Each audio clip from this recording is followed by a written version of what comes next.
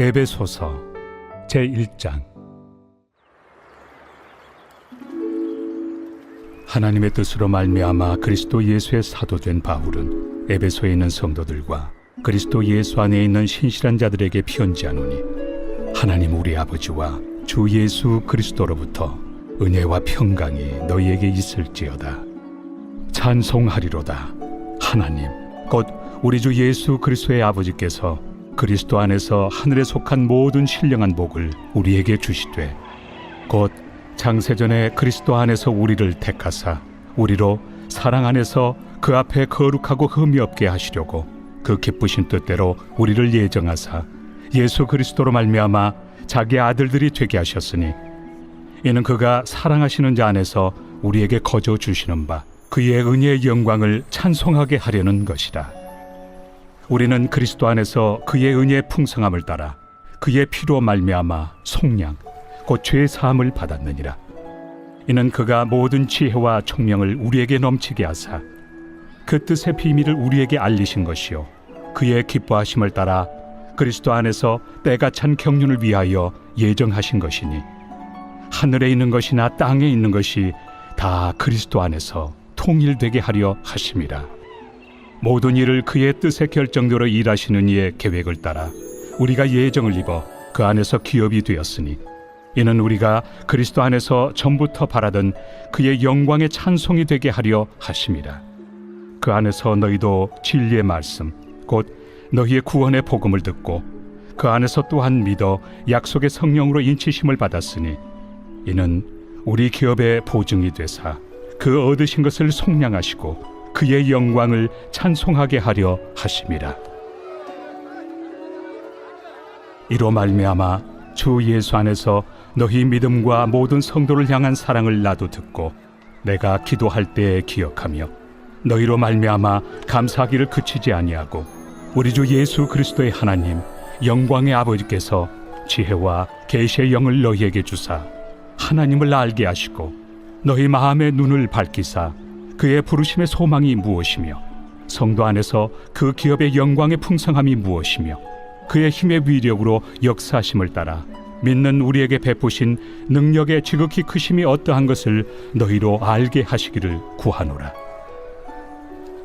그의 능력이 그리스도 안에서 역사하사 죽은 자들 가운데서 다시 살리시고 하늘에서 자기 오른편에 앉히사 모든 통치와 권세와 능력과 주권과 이 세상뿐 아니라 오는 세상에 일컫는 모든 이름 위에 뛰어나게 하시고, 또 만물을 그의 발 아래 복종하게 하시고 그를 만물 위에 교회의 머리로 삼으셨느니라. 교회는 그의 몸이니 만물 안에서 만물을 충만하게 하시는 이의 충만함이니라.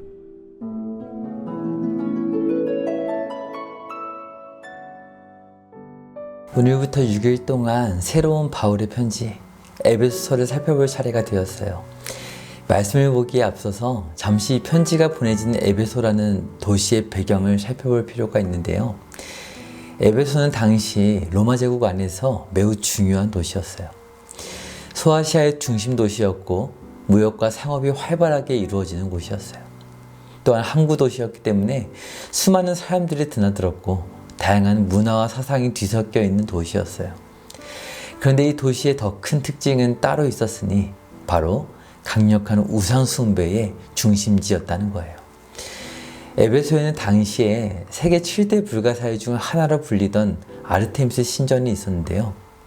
사람들은 이 신전을 중심으로 아르테미스 여신을 섬기며 종교와 경제, 문화가 하나로 얽혀 살아가고 있었어요. 그래서 사도행전 19장을 보면 에베소에서의 한 일화가 기록되어 있죠. 에베소 사람들이 바울의 복음을 듣고 우상을 버리며 돌이키게 되자 은장색들이 생계를 끊길까 두려워서 큰 소동을 일으켰던 사건이었어요.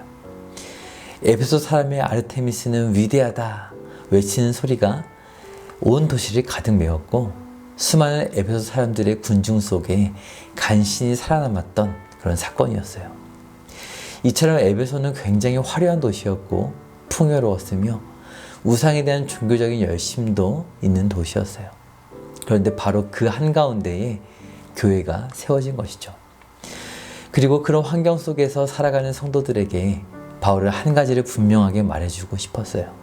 그것은 바로 너희가 어디에 살고 있는가가 아니라 너희가 누구 안에 있는가라는 사실이었어요. 그래서 바울은 오늘 이렇게 편지하면서 에베소를 시작하고 있어요. 1절을 보세요. 하나님의 뜻으로 말미암아 그리스도 예수의 사도된 바울은 에베소에 있는 성도들과 그리스도 예수 안에 있는 신실한 자들에게 편지하노니. 아멘. 에베소에 살고 있는 성도들에게 바울은 중요한 사실을 떠올려주고 있어요. 그들은 에베소에 살고 있지만 예수 그리스도 안에 있다는 사실이에요. 저와 여러분은 대한민국에 살고 있죠. 그러나 예수님 안에서 우리는 하늘나라 백성, 천국 시민이 되었어요. 그 사실을 믿으시나요? 바울은 이것을 매우 강조하고 있어요. 2번 반복하는 정도가 아니라 너희는 그리스도의 것이다. 그리스도 안에 있다. 이렇게 1장 안에서만 무려 18번을 언급할 정도예요. 2절에서도 보면 그리스도로부터 은혜와 평강이 있을지어다 축복하고 있죠. 사랑하는 여러분, 우리의 신앙은 우리가 어떤 문화, 어떤 형편에 있든지 오직 예수 그리스도 안에서 시작하고 마친다는 이 중요한 진리를 꼭 기억하시길 바라요. 에베소서는 바로 이 진리의 영광스러움과 부유함 앞으로 우리를 초청하고 있어요. 은혜와 평강이 있을지어다 축복한 바울은 이제 그러한 복들에 대하여 찬양하기 시작하는데요. 3절을 보시겠어요? 찬송하리로다. 하나님 곧 우리 주 예수 그리스도의 아버지께서 그리스도 안에 하늘에 속한 모든 신령한 복을 우리에게 주시되. 아멘. 그리스도 안에서 하늘의 모든 복이 이미 주어졌다. 바울은 고백해요. 여러분은 이미 복을 받으셨나요? 바울이 말하고 있는 하늘의 복은 무엇일까요? 말씀해 보니까 이렇게 표현하고 있어요. 신령한 복을 주셨다. 바울은 이 복이 얼마나 놀랍고 감격스러운지 찬송하리로다 고백하며 노래하기 시작하는데 놀랍게도 무려 14절까지를 한 문장으로 노래하고 있어요. 우리말로는 적당히 끊어져 있지만 원어로 보면 한 문장이에요. 너무나 행복한 사람이 기쁨에 겨워서 그 행복의 이유를 나열하는 것처럼 바울은 이 신령한 복에 대하여 찬양하고 있는 거죠. 그렇다면 이토록 바울이 기뻐하는 신령한 복이란 도대체 무엇일까요? 여기서 신령한이라는 말은 원어로 보면 푸뉴마티코스라는 단어예요.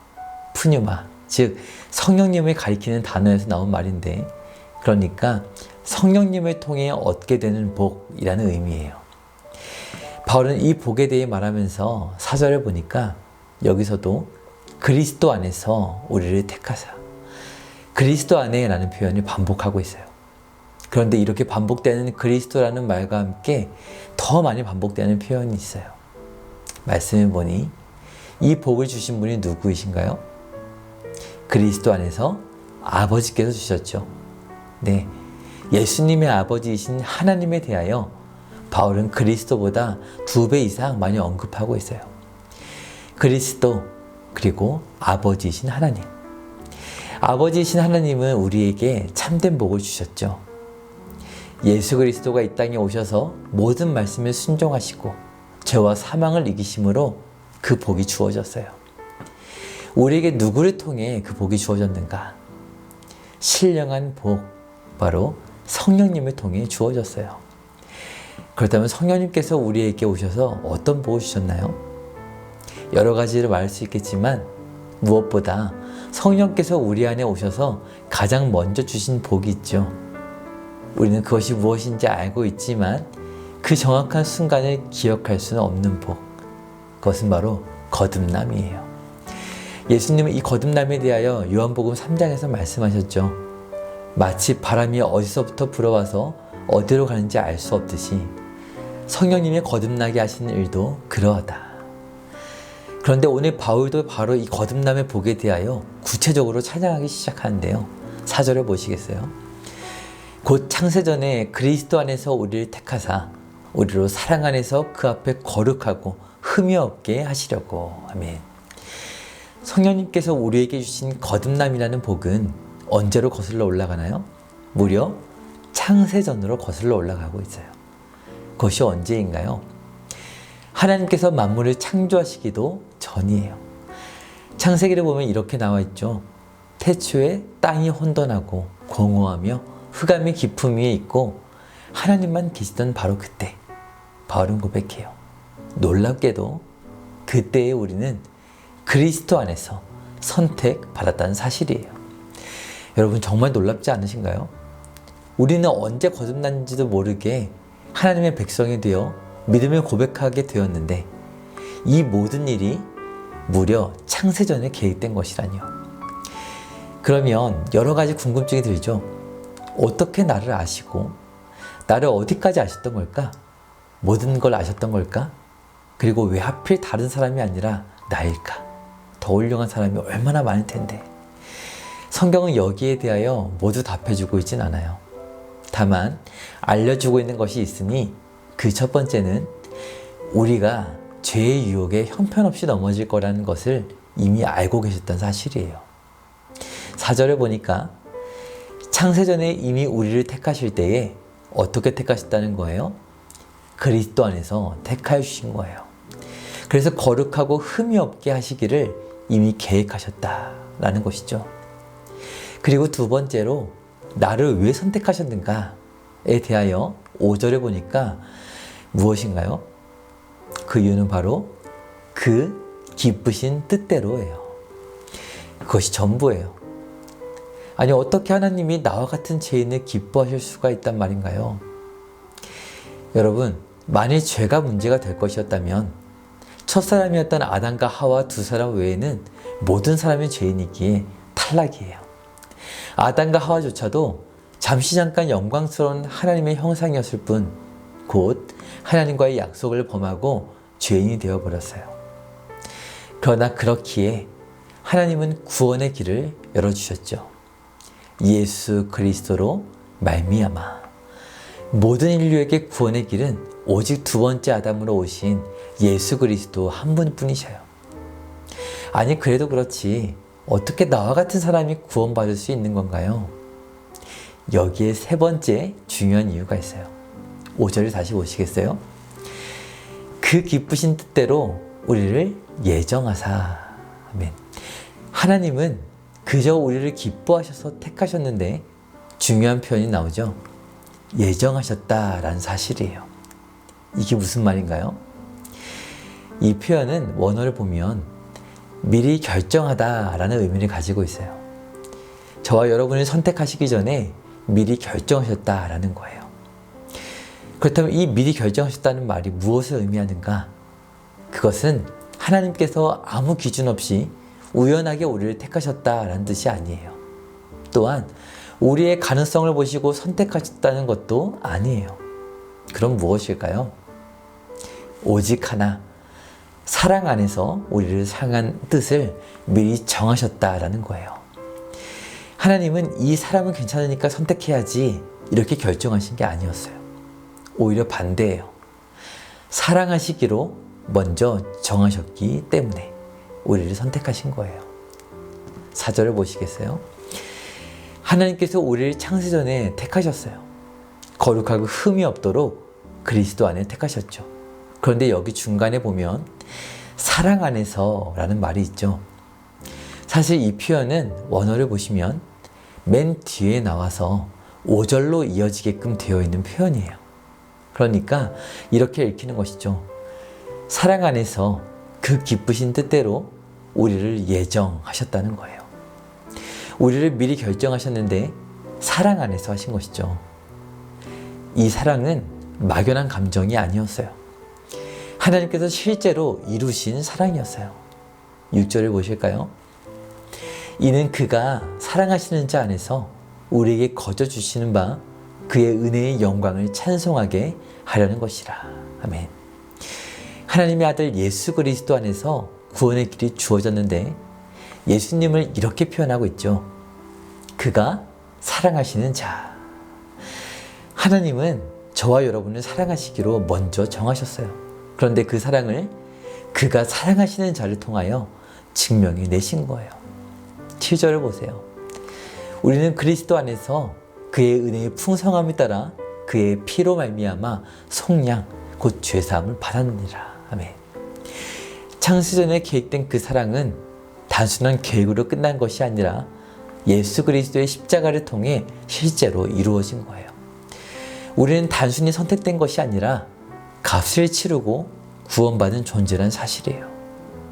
그리고 9절과 10절을 보면 더 놀라운 이야기가 나오는데요. 하나님께서 우리에게 비밀을 알게 하셨다라는 거예요. 그 비밀이 무엇일까요? 10절을 보세요. 하늘에 있는 것이나 땅에 있는 것이 다 그리스도 안에서 통일되게 하려 하심이라. 아멘. 이것이 바로 하나님의 구원 계획이고 에베소서에 담긴 메시지의 핵심이에요. 단지 한 사람을 구원하는 것이 아니라 깨어진 창조 세계 전체를 그리스도 안에 회복하시는 거예요. 바로 그 놀라운 계획 속에 저와 여러분이 포함되어 있는 것이죠.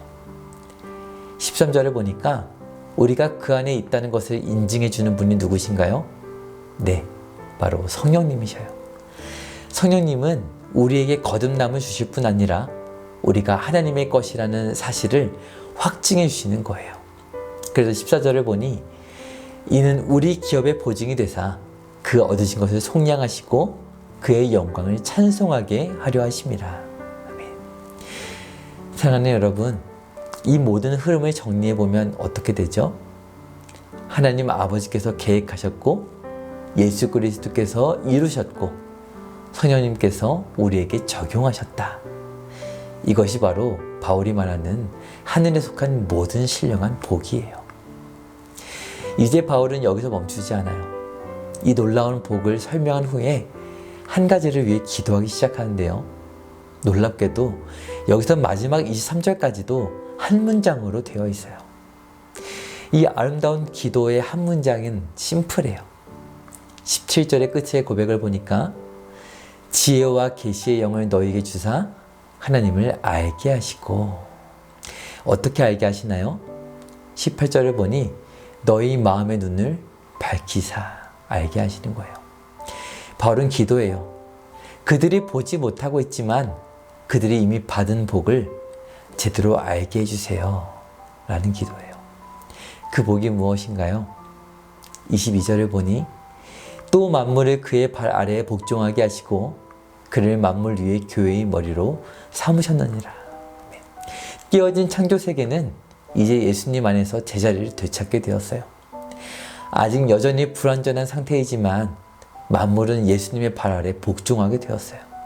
그런데 놀라운 복은 바로 이것이에요. 23절을 마지막으로 함께 읽어볼까요? 23절이에요. 시작.